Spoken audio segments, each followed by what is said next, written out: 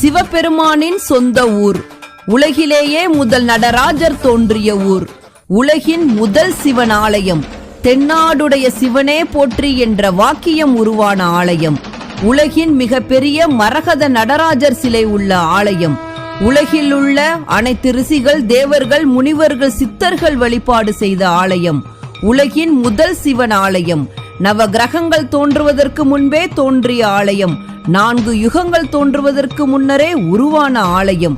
1000 சிவ அடியார்கள் ஒரே நேரத்தில் மோட்சம் பெற்று சகசிரலிங்கம் உருவான ஆலயம்.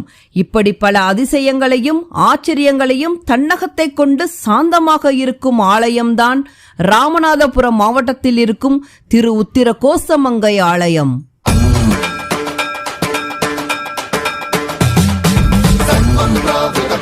Bravo,